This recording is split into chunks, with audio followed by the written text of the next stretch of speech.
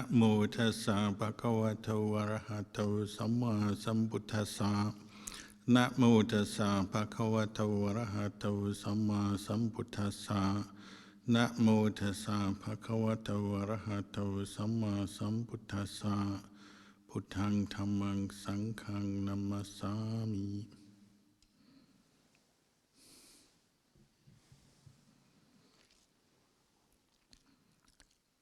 Good evening, blessings to you all.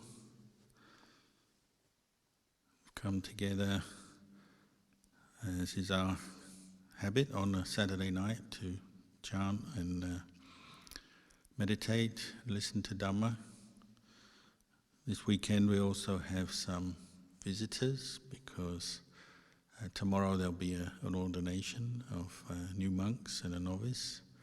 So Ajahn Kalyano is visiting from Bodhipala Monastery near Adelaide. Ajahn Larry Waradammo coming from Bodhisattva Monastery near Sydney. Unfortunately, Ajahn Dhammasiya was also due to come down, but because of the coronavirus restrictions currently in place between Victoria and Queensland, he had to cancel. Nevertheless, both Sangha and lay community have come together, and it's also Songkran, Thai New Year, and indeed many Buddhist countries celebrate New Year at this time. So what better way to celebrate New Year, or the Buddhist New Year, than with some ordinations, people coming forward out of faith in the Buddha and his teachings, interested to pursue the Buddhist path to enlightenment, for training themselves, developing all the qualities that the Buddha was encouraging us to develop.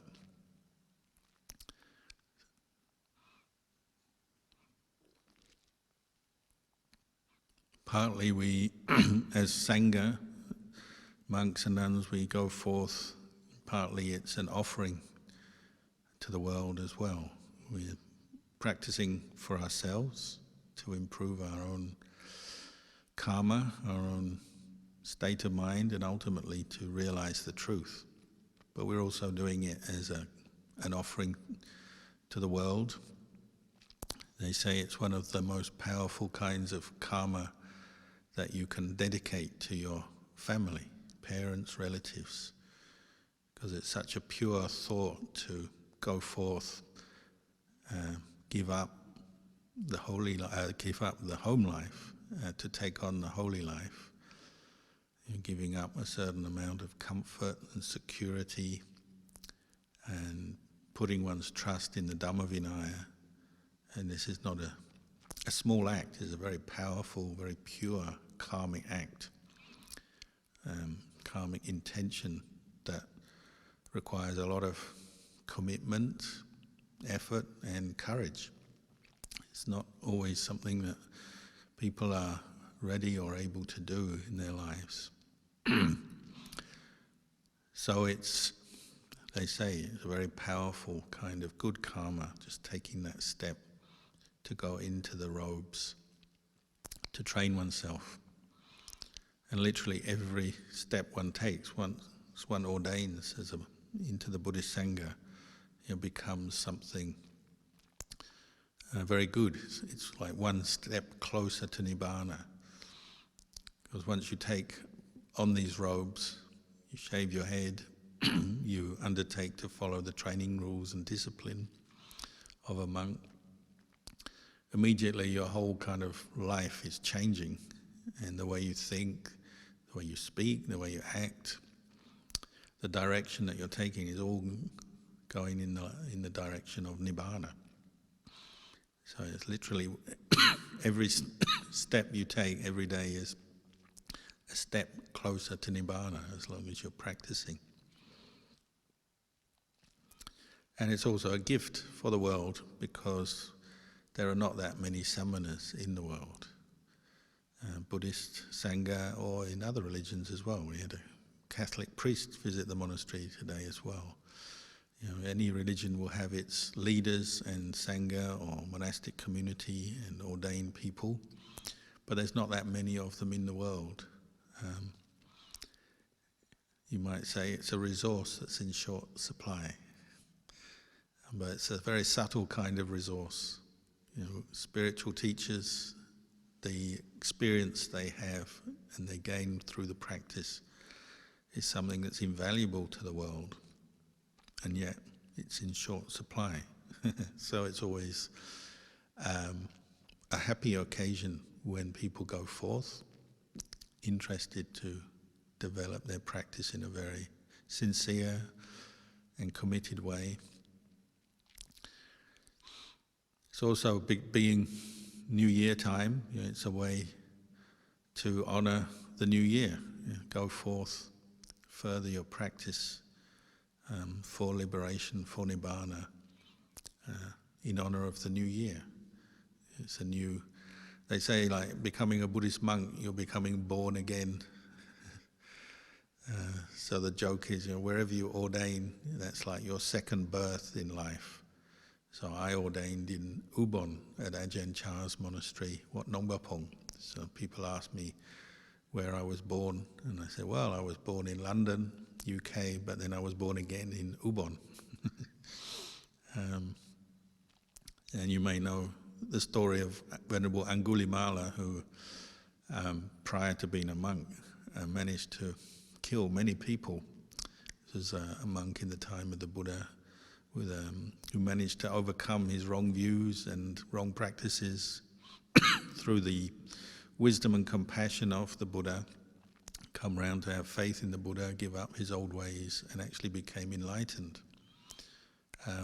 Even though his life as a monk was not easy, because people were afraid of him and still remembered his past. They'd often scold him and treat him very badly. But he had one thing he said, since I ordained as a monk, it's like I've been reborn a second time, and I've never killed anyone, even though prior to being a monk he had. And that was a very powerful saying that he would use as a verse when people were in trouble or distress, or women who are going through pregnancy and they're worried that they were going to get ill, especially in those days. In the time of the Buddha, there's very little medical help, medication for the time of pregnancy, and women were often dying in pregnancy and having miscarriages and not abortions, but their children would often die in their wombs. So there's a lot of fear around pregnancy and childbirth. So they'd go to Angulimala and he would say these words, since I was born as a monk, or since the first day I was a monk, I haven't killed any living creature, animal or human. And people would like this. This is a real powerful verse, and monks will still chant it today. So it's a time, New Year, time of ordination. It's like a new birth in a new form, a new uniform, the uniform of the Sangha, a new haircut, shaven head, which all symbolize something. And in life, we use symbolism to help us. Putting on the robes of a monk doesn't yet make you pure or wise or compassionate. It doesn't yet bring you Nibbana, but it helps because it symbolizes something. It symbolizes renunciation and the commitment to the path of practice for Nibbana. And more in Australia, people understand when they see a monk with these robes on and a shaven head, they understand more and more what it means.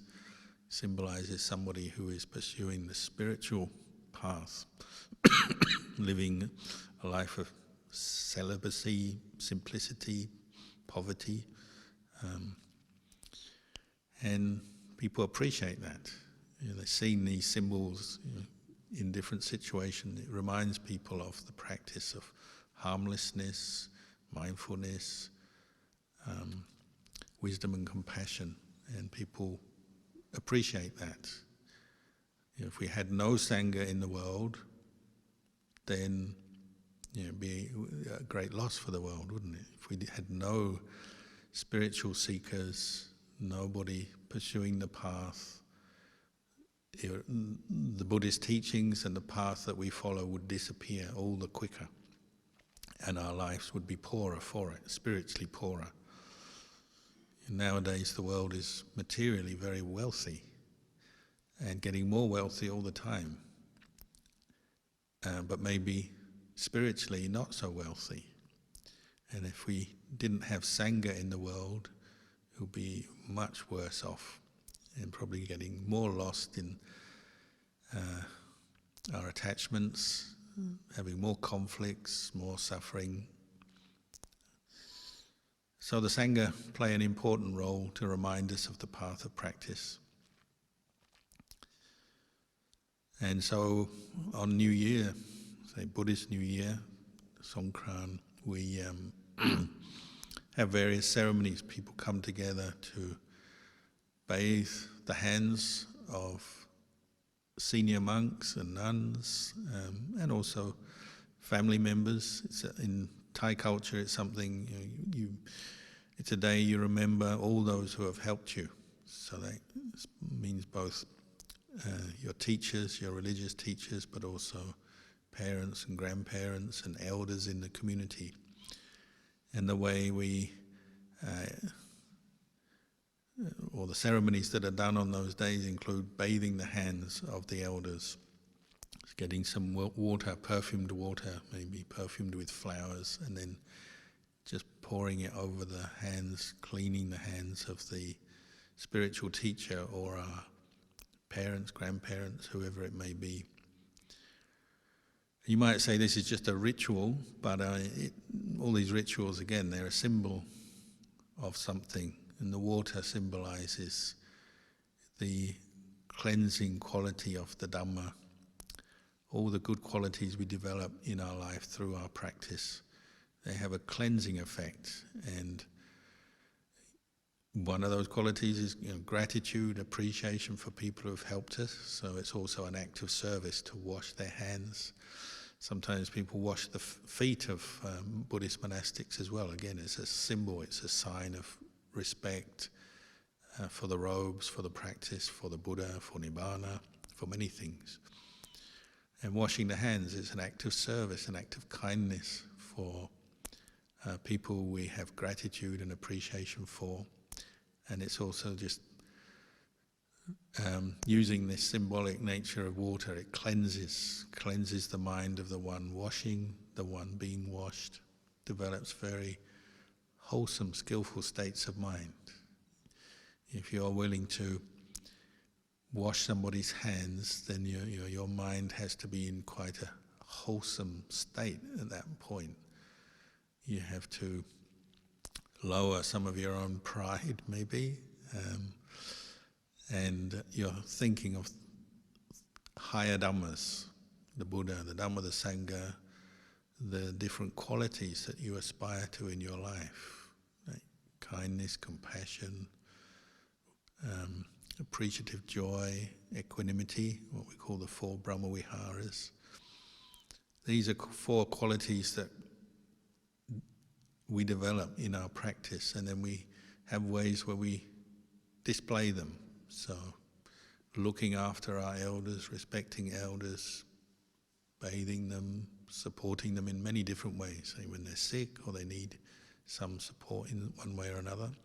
These are all part of the display of and the practice of the 4 Brahma Viharas, these sublime attitudes that we cultivate for our own happiness and the happiness of others.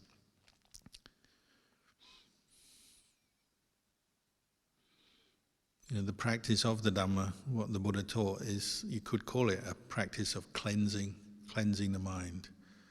He talked about the human mind being, in its nature, it's not unhappy, it's not attached, it's not defiled, it's not caught up in the world in its pure nature, the pure mind, the unconditioned mind is just what it is. It's a quality of knowing. The human mind, we have this ability to know things. But living in the world, we get affected by the world.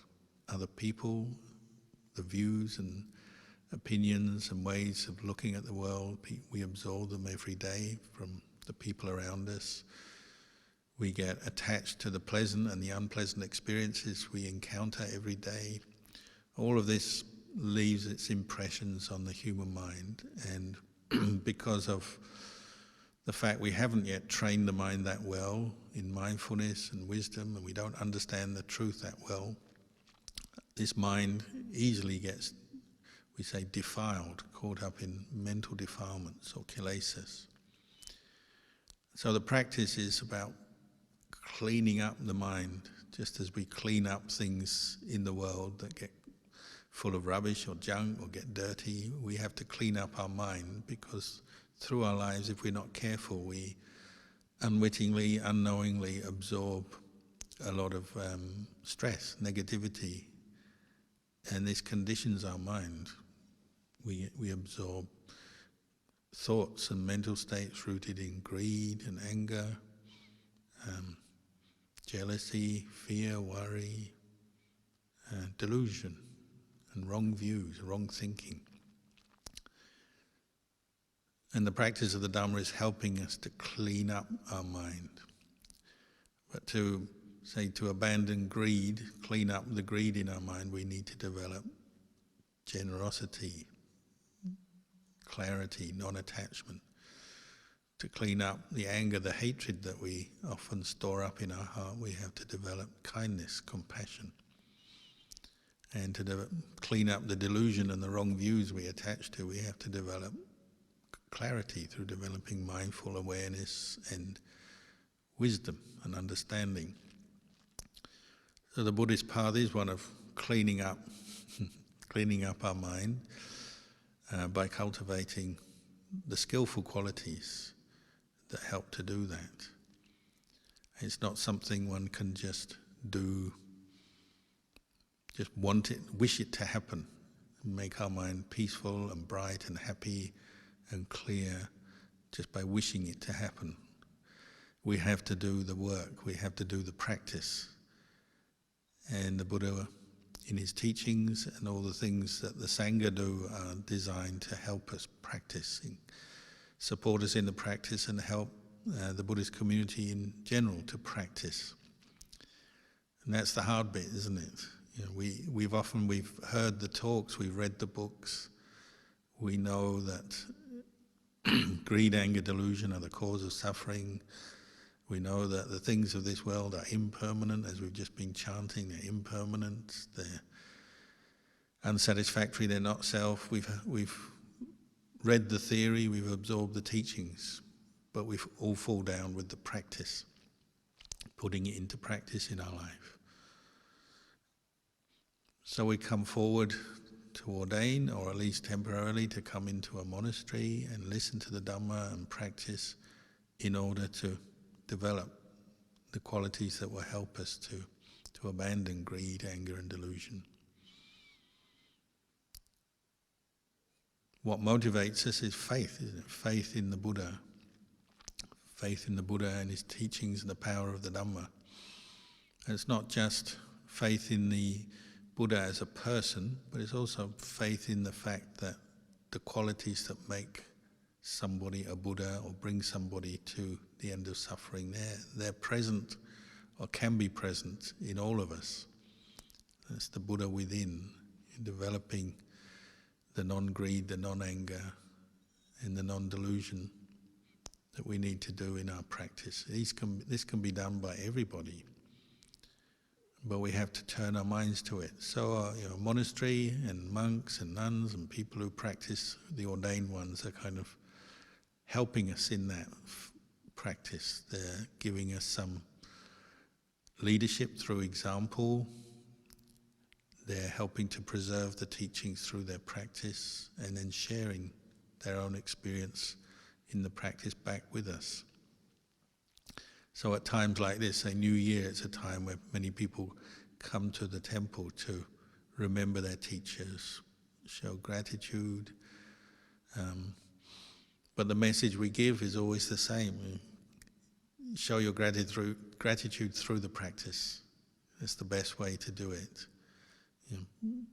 Put forth effort in your own practice. We're practicing here already, but you also have to put effort into your practice. It's not easy, so that's why we have to keep reminding each other.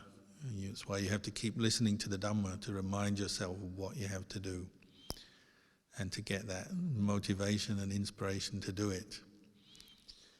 We've chanted these chants that we just chanted many times. We chanted about the Buddha, the Dhamma, the Sangha, the qualities of the Buddha, the Dhamma, the Sangha. We've chanted about the impermanent nature of this body and mind and the world. And so we think we know the Dhamma already. We've heard the teachings, we know what the Buddha said. But then we always miss it. Why can I say we always miss it? It's because we keep falling back into states of stress and suffering in our life. Because we're not actually putting what we've heard and remembered into practice.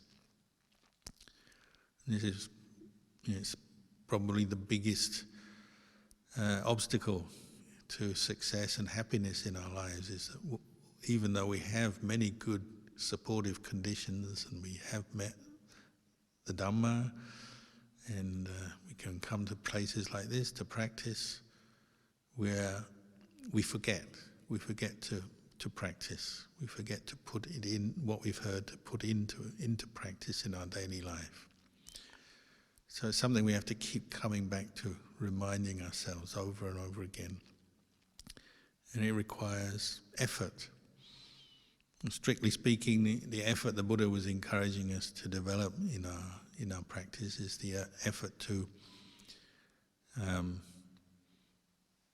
prevent unskillful, unwholesome states, mental states coming up in our mind. The effort to abandon those unskillful mental states that have already arisen. The effort to cultivate wholesome, skillful states of mind. And the effort to maintain and develop them. These are what we call samma vayama, or the four right efforts in Buddhism. And they're called right effort because that's where we're directing our efforts in life, is to cultivate the wholesome and abandon the unwholesome, because the unskillful states of mind are what causes suffering. The more we fail to see that, the more we'll attach to them, fall into them, and the more we'll suffer. But the more we put effort into the practice, the more we come to realize, unwholesome states are the cause of suffering. These are to be abandoned. And you develop a desire to abandon them. It's a wholesome desire. And the desire to cultivate the good. You have to have a desire to do that. And that desire has to be based on understanding that greed, anger and delusion and all their offshoots cause suffering. When we have those mental states, those thoughts, it's what we call wrong thinking. We have wrong effort, wrong thinking, wrong understanding in life. That comes up all the time. When we attach to thoughts rooted in greed, anger and delusion, we think they're right. We haven't yet seen that they're a cause of suffering. But the more you contemplate and practice, you start to realize, actually, greed, anger, delusion, all the different kinds of unwholesome mental states, they do cause suffering, so that I'm better off if I can abandon them. So right effort is based on right understanding as well. You have to have a desire to want to abandon unwholesome states of mind. Then you have to put effort into identifying them, to be clear enough to know an unwholesome state of mind when you see one. And often they're so habitual and part of our way of thinking, what we identify with normally, we don't even recognize them for what they are. Often we don't see greed as greed, attachment as attachment. We don't see fear and worry as something that is a cause of suffering. We don't see even anger and irritation. We often miss and think it's just a normal reaction to things. But actually, all of these different forms of unwholesome thinking are the cause of suffering, and the Buddha said that abandon them, don't waste time, abandon them quickly.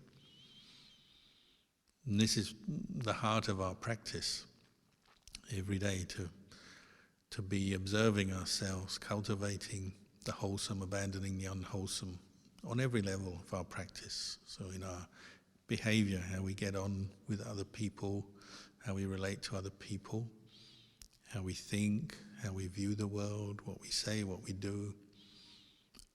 At every level, we're investigating these truths and developing the desire to abandon the unwholesome, cultivate the wholesome. Every time we bring up that effort to establish some awareness, some understanding, and then act correctly to abandon the unwholesome, cultivate the wholesome, it's like another step towards Nibbana. It's another step along the path. So there's always something we can do. There's always something to practice. And wherever we go, this body and our mind goes with us. So it's not something you just do in the monastery either. The practice we do is something you're cultivating on an ongoing basis.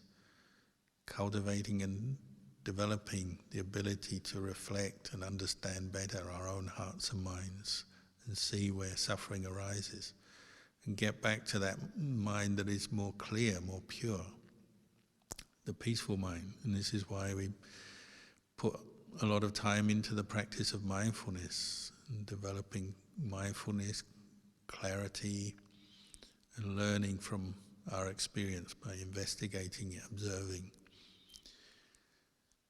We have to do that in order to recognize what is wholesome, what is unwholesome, what is to be cultivated, what is to be abandoned.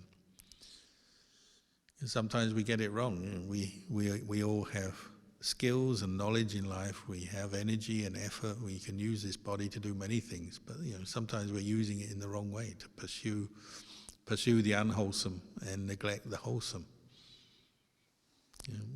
We all know what that's like when we indulge more selfish intentions, our greed, our attachment, or when we get upset when we don't get what we want in life. It's very easy to fall into negativity, aversion, anger, ill will, even hatred. We've all experienced that before, so this is something we have to keep stopping and looking back at our own experience and kind of owning up to the way things are and say, actually, when I follow greed, anger, delusion, it doesn't lead to peace and happiness, it leads to more confusion, more suffering. And to do that, we have to keep developing this quality of mindful awareness and then contemplating the Dhamma.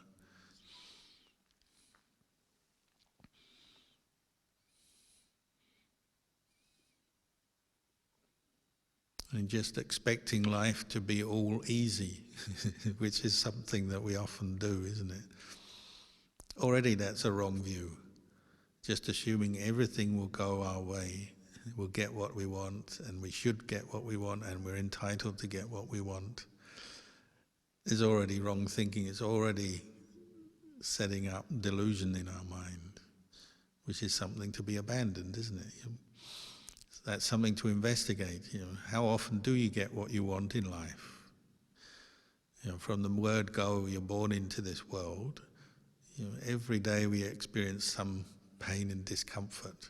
However wealthy we are, however fortunate we are in our life situation, having a human body doesn't bring you just pleasure and comfort all the time. You feel air temperature, sometimes you feel heat and cold, you feel hungry, you feel thirsty.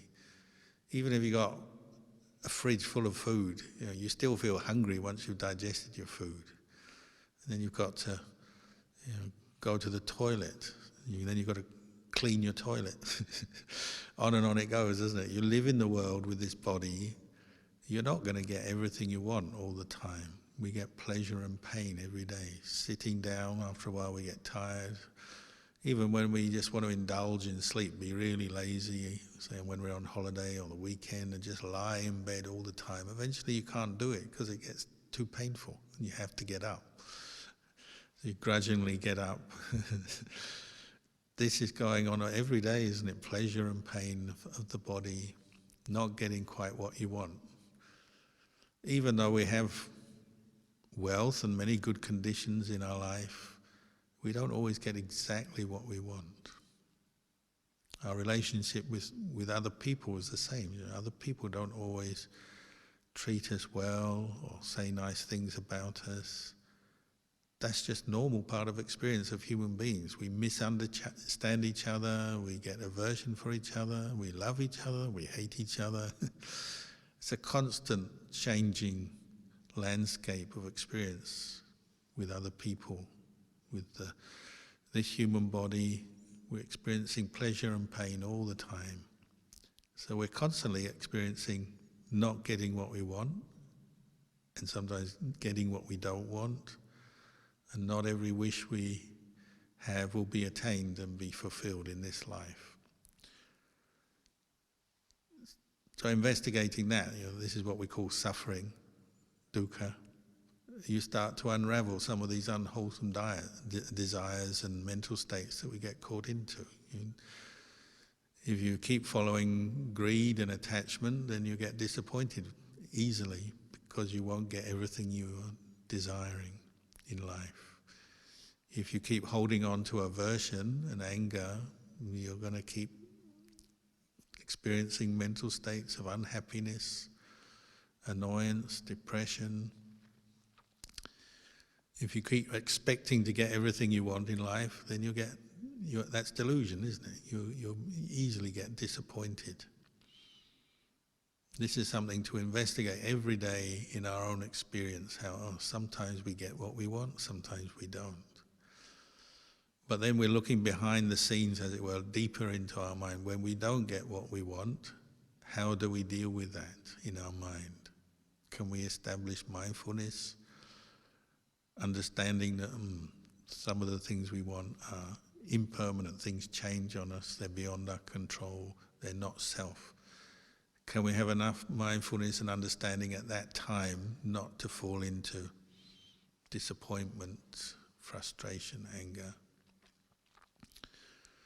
And one of the right efforts is also the effort to prevent unwholesome states that haven't arisen yet from arising. So already we should be contemplating, really, if we're following what the Buddha taught, contemplating before the desires even come up. You get to know yourself as you practice more, and you start to see where desires in your mind, in your life form, how easily they form, because you've seen them before, how they form over different things, pleasurable experiences and people and all kinds of things we desire. We get to know what we desire. So even before you've got in the situation where desire is going to be triggered, already you can be observing yourself and knowing, if it's, for example, food, if I'm near the kitchen, I'll start thinking of food. So if you're one who easily falls into desire, greed for food, then every time you go to the kitchen, you have to be on your guard because there may be desire arising here. What can I do? And the Buddha said, practice sense restraint, mindfulness directed to your senses. Maybe it means staying away from that place if it's going to trigger too much desire. Or if you do go there, be on your guard. Be very careful because you might fall into greed for something, whatever it may be. People are the same. Sometimes, there's certain people that trigger different emotional reactions in us. So there's the people you like, so you may, when you're with them, you fall into a state of just becoming clingy to that person, always hoping to meet that person, talk to them so you feel good, can forget about your problems maybe. We become infatuated with each other, cling on to each other. So if you're working with right effort, maybe you're aware of that possibility before you've even met the person. And it doesn't mean to say you can't meet the person, but be aware of how desire and attachment forms with people. Or in the other way, how it can form when you have negative reactions to people. If it's this person who brings up anger, you've been angry with them before, annoyed with their behavior, the way they talk, the way they are, will be aware of that before you even meet them. So if you have to meet them, through whatever reason, you're on your guard.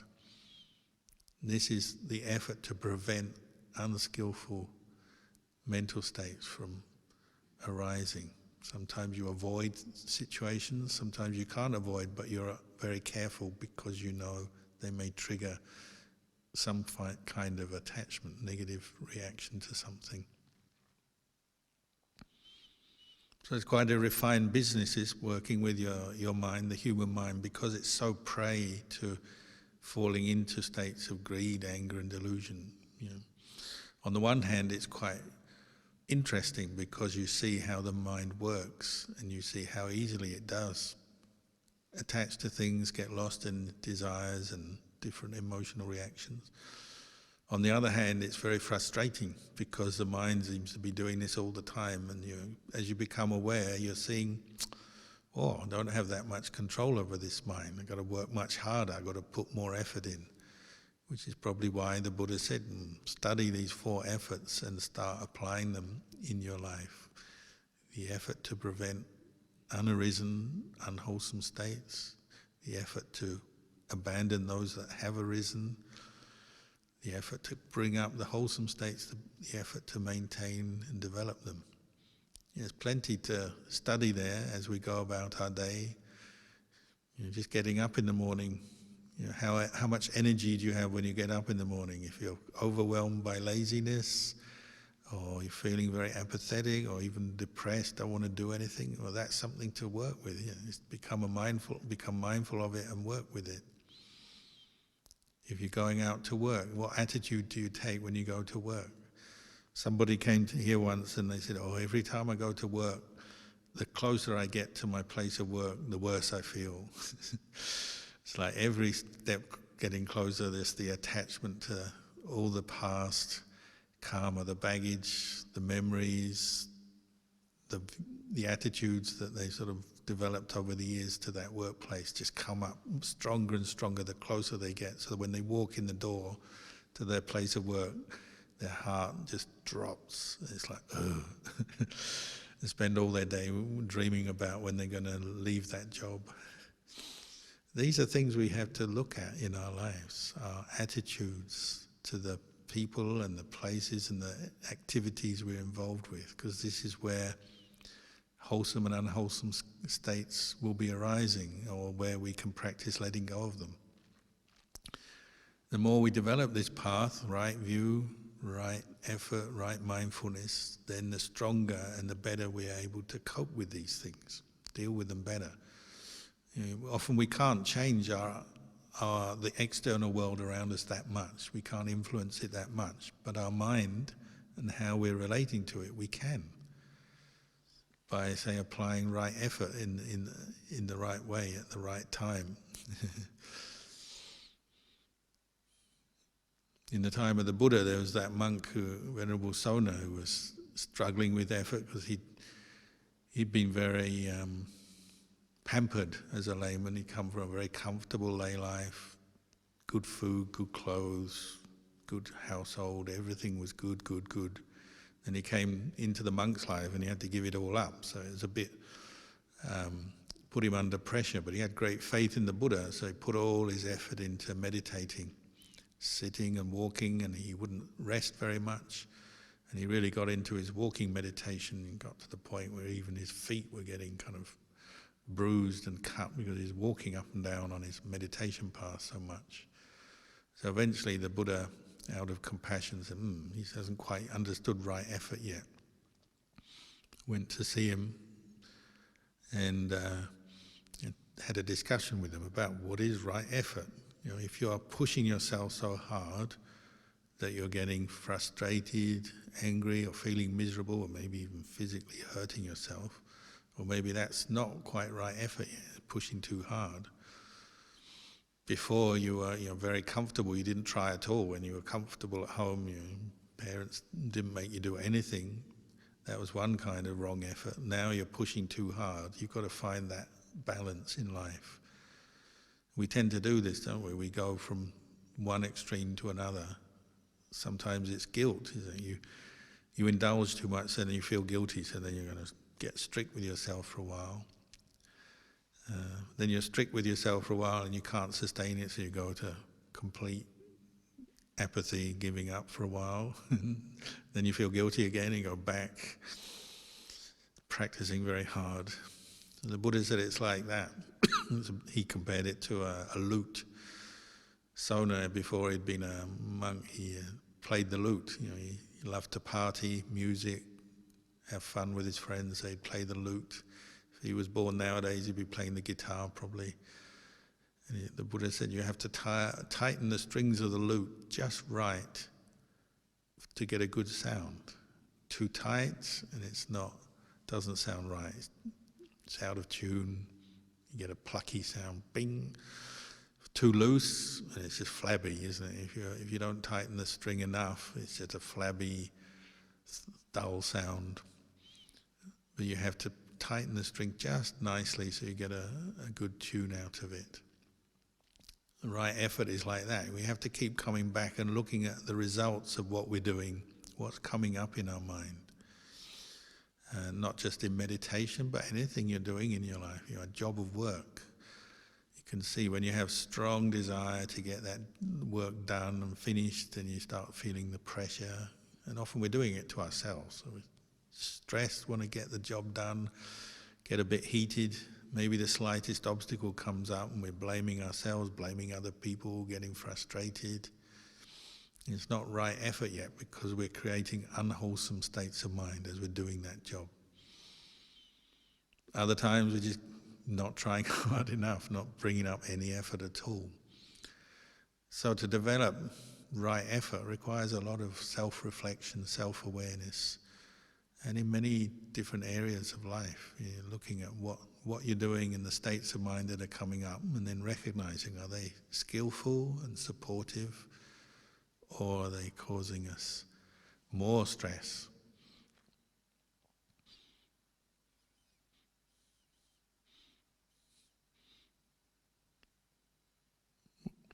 What Luang Por Chah used to say is, once you establish right view, then right effort will naturally flow out of that because you're aware of the wholesome and the unwholesome. So even though life does bring its challenges and difficulties, it doesn't matter. You're not too bothered anymore because you know how to look after your mind in the different situations you face.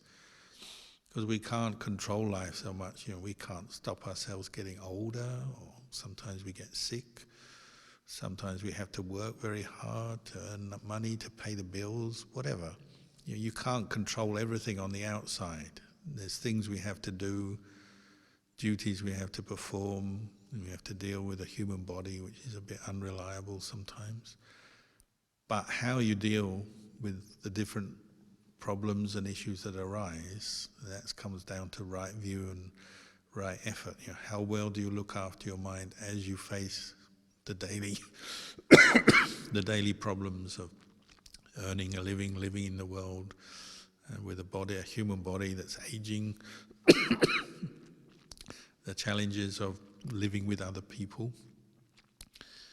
We have to keep coming back to our right view and right understanding of what is wholesome, what is unwholesome, and then acting accordingly. Ajahn Chah used to say, if once you've done this, it becomes fun. He compared it to like collecting mangoes from a mango tree. If you ever, it's like any kind of fruit tree. I guess in Australia it might be apples or pears or something. You have two friends collecting mangoes, and one of them's up the tree shaking it and dropping the mangoes, and you're down the bottom.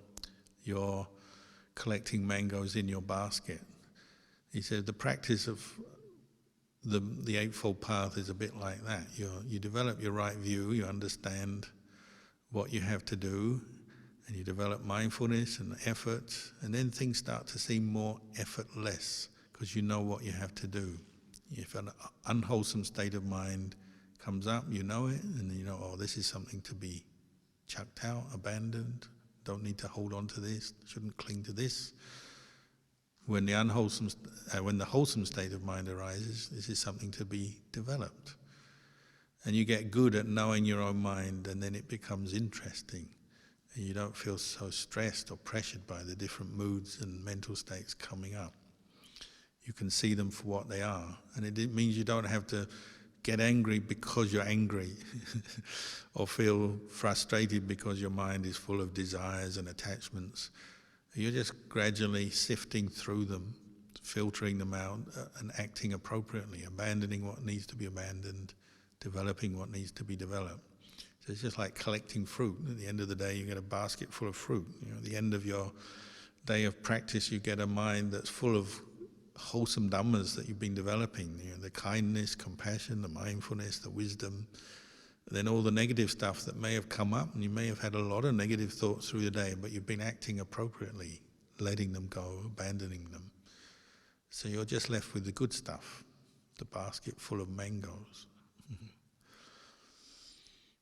He used to say, some people they think the way to do it is just to obtain more knowledge. So they read and listen, and they try and get as much knowledge of what the Buddha taught as they can, and think they'll solve the problems that way. And certainly knowledge can be very helpful to us. But if we're not turning it into the practice, then it can also become its own obstacle or burden. So he said that's like somebody with this a stick. They've gone to collect mangoes and they've got this stick, but this stick is really long. They're trying to get a mango down, but the stick is too long. You can't get the mango, which is much nearer to you than the stick can get to, because the stick overshoots it. We do that with knowledge sometimes.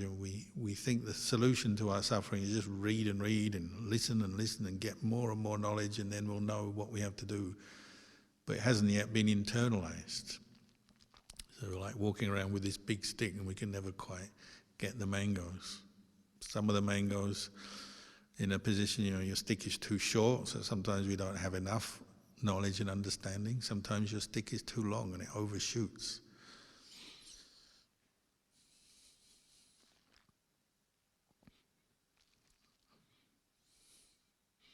So practicing is about internalizing what we've heard and learned and trying to apply it in a practical way to the different situations, rather than trying to arrange life and arrange the world to fit our desires so that we don't have to experience not getting what we want or getting what we don't want, which is impossible anyway. Nobody can arrange the world and life that way anyway. But rather, we try and arrange our mind by training it in right view and in right effort. So when the unpleasant situations do arise, the unpleasant words, the painful feelings in the body, the mistakes, the failures, we treat them properly by not letting the mind go into despair and disappointment or anger. We let that go and we cultivate the right qualities, the patience, the mindfulness, the goodwill, the compassion, whatever is required in that situation. We always have choices, ways to go, and this is how we use right effort. Abandon the unwholesome, cultivate the wholesome. And you can come through so many things if you take it as part of your practice. Any unpredictable, unfortunate situation that may arise in your life can become part of this practice in this way when you see it as something about, it's how can I look after my mind and abandon the unwholesome and cultivate the wholesome in this situation that's arisen. When I'm under pressure at work, or when I have a falling out with my friend, or I meet with illness, or I've got a pile of debts to pay and I haven't got enough money to pay it. This is the time where you use right effort to help clear the mind so that you can apply your mind to solve the problem at that time in the best way without creating or adding to your suffering.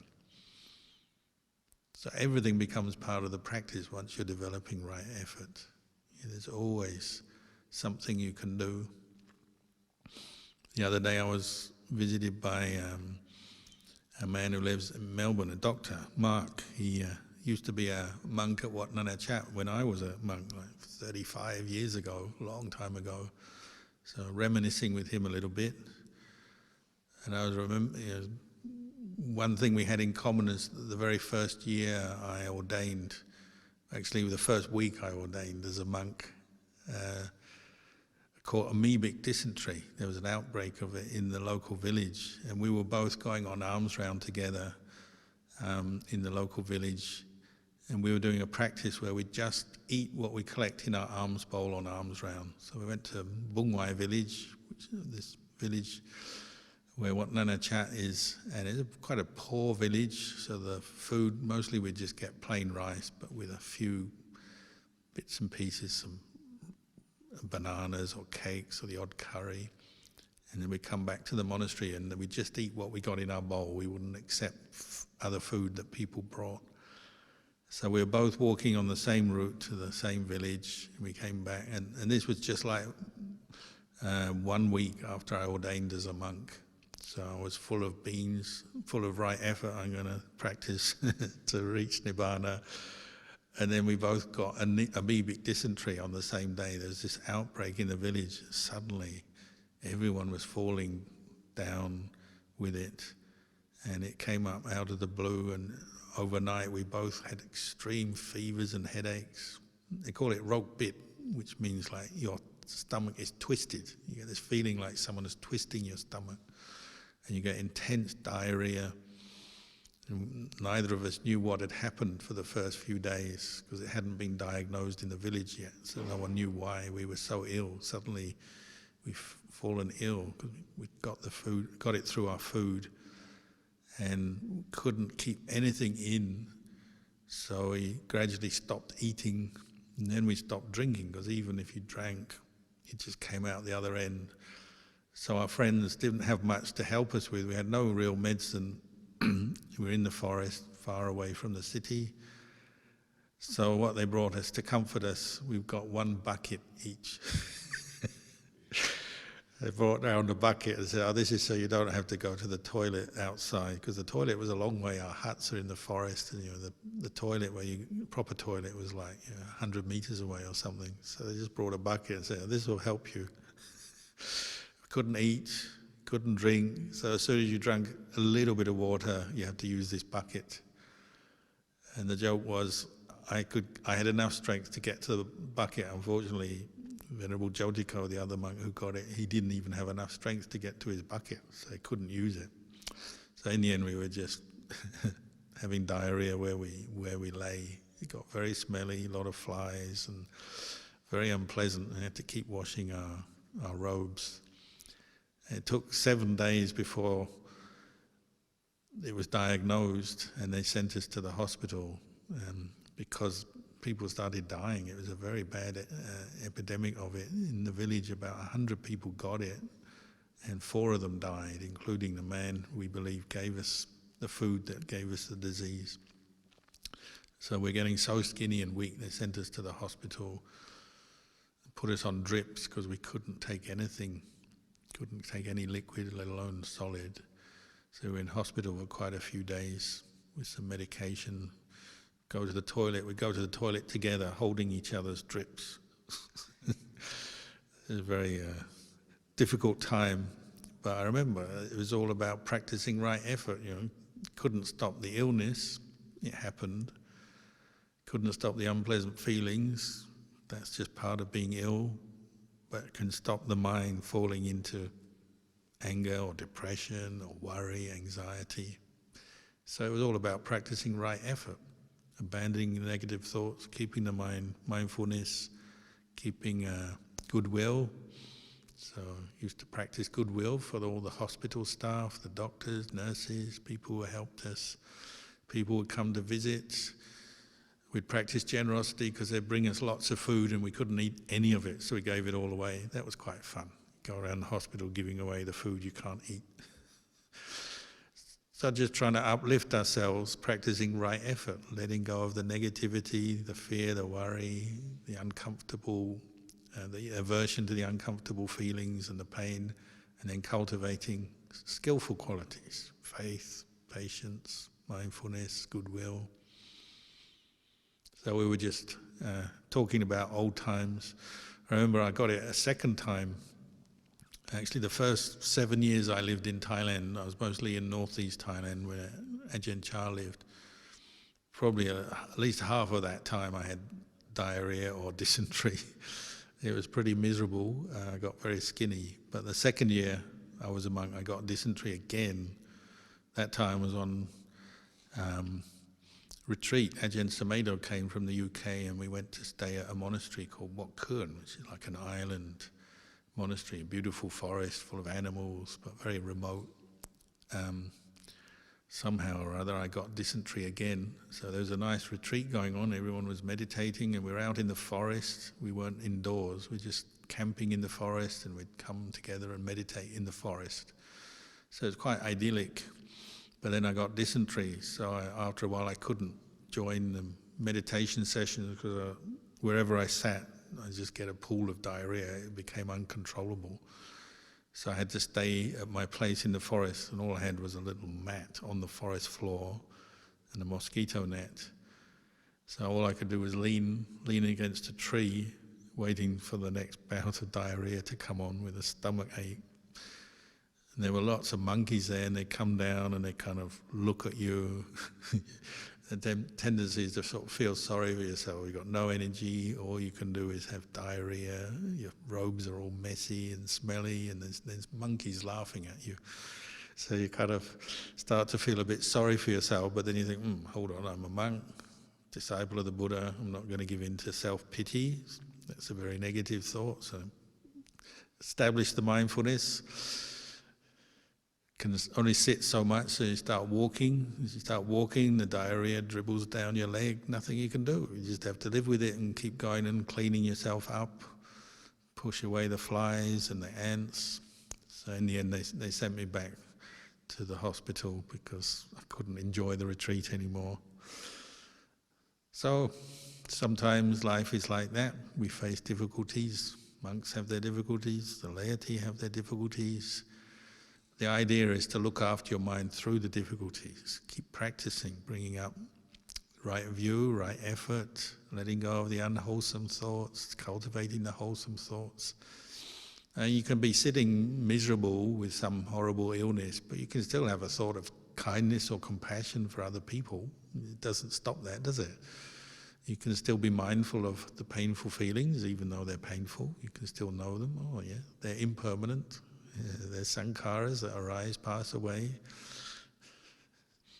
When you get an illness for the second time, it's quite helpful because you know what it was like the first time. So you say, oh yes, I've had this before. It arises, it passes away. Okay, that's the way it is. And that's wisdom, isn't it? If you can see something as impermanent, that's wisdom, that's right effort, bringing up wisdom in a situation, pushing through delusion, the delusion of self-clinging, self-identifying with the feeling or the negative thoughts that might arise. And you can bring your mind to peace even in the midst of full-on dysentery or any other kind of horrible illness. One can do it if one practices. So whatever it is we face in life, whether we're enjoying life and life is going well, or we're going through a rough patch, it can all be part of the practice. As Ajahn Chah said, it's all mangoes. The good moods, the bad moods, the pleasure, the pain, the different states of mind, the fears and worries, the successes, the happiness, the elation, the faith, the lack of faith is just mangoes that you can learn from and use for your own advantage. What does that mean? Well, it means you gain wisdom and understanding from your own mind in these situations. And then your mind kind of rises above whatever life is bringing you. You don't get too attached to the highs, you don't get too attached to the lows, you just know them for what they are. Success has its causes, failure has its causes, good health has its causes, illness has its causes. but you don't have to cling to these experiences and create negative states of mind or hold on to the negative states of mind that might arise. You just know them and let them go. This is right effort in our practice, cultivating the path, cultivating the wholesome and abandoning the unwholesome. And basically we can just keep doing it from this point onwards, and every time we put effort into our practice to bring up the clarity to let go of the unwholesome states of mind, then we're taking another step closer to Nibbana. So it's a new year, a good time to remind ourselves of the practice and what we're doing, and to remember all those who've helped us and honour them, wish them well, show our appreciation in different ways, and also a good time to set our goal for the new year, what we intend to do, more practice, cultivate more right effort, might be a good goal to have for the new year. What are you doing this year? I'm practicing right effort. You can answer them when they ask you. So anyway, maybe I'll just say this much for tonight and wish you all well, and may the blessings of the Buddha Dhamma Sangha guide you and protect you. อันธรรมยังธรรมก